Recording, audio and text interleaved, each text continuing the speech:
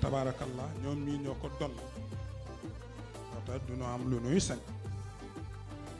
ñu sant ko encouragé ko parce que mission yëpp péril la mission yëpp péril la waaw mission yëpp péril la waaw moom xam na ci dara bu soxna si nelawee te ñu dem ca góor ga xool ko xam ni il est victime des réussites de l'au-delà xam ni rek mu ngi nii mu ngi góorgóorlu nii rek mais lii daaneel borom leer yëpp daaneel na ko waaw xam ni rek dafay wéttali njaboot mais li muy def pare na ko bu yàgg comme yéen a amee taxawaayam nag ñu encouragé leen loolu li taxawaay sëriñ bi yal na leen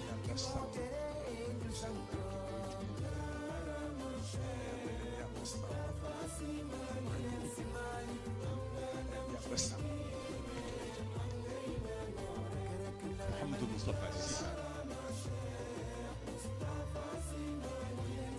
al Mourchid ci taxawaayam ci déggam doxinu jamono ak ni mu koy tollaleeg diine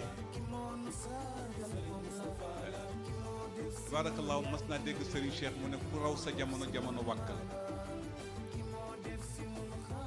la Cheikhouna Tidiane wax rek bu jamono teg tànk rek tegal tànk ca wet la te bu mu la tee mel na nga war a mel bi sayri zamanika sir al aarifu man arafa bi zamanihi muqbilan ala sha'ni si Moustapha mi ngi dund loolu ñu ngi koy dund ñu koy jàngale damay suivre bu baax avec beaucoup d'intérêt l'université de Ramadan des universités de Ramadan di gis thème yi ngi ciy traité ak ni nga koy tànn di ci bëgg di ci kontaan yëg ne am na ñoo xam ne ñu ngi saytu leeru xam-xam bu ñu dëppaleeg xel ndax diine su jógee ulul albaab ñoo tax mooy te ulul albaab ci alquranul karim mi ngeen ko xamee yéen ñëpp jàng fii daara la 16 mara la wàcce albaab xel yi borom xel yi ba tax na kon Seydi Moustapha mu lay jàll si buy jóg di jàll ci sa teewaay ak teewaayu Pape Serigne Habib Seydi Mouhamadou Mansour suñu taaw di la massawu di la bégee kër gi ku fi gis lu jara bége bégal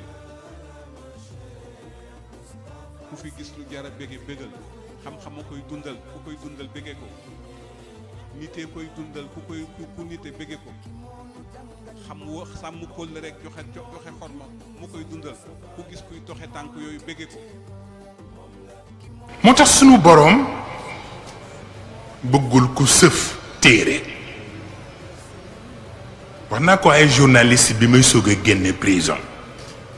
xam ngeen te ñu ñëw def interview ci fii ci kër gi ci Yoff ba noppi ni mais ñun li ñu jaaxal mooy kër ga yëpp benn trace alxuraan newu fa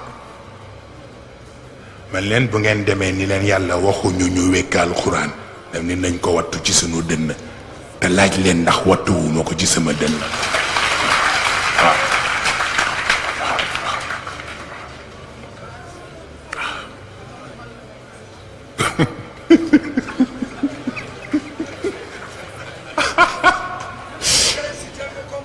wallaay ndeysaan barakallahu barakallahu wallaay barakallahu waaw incha allah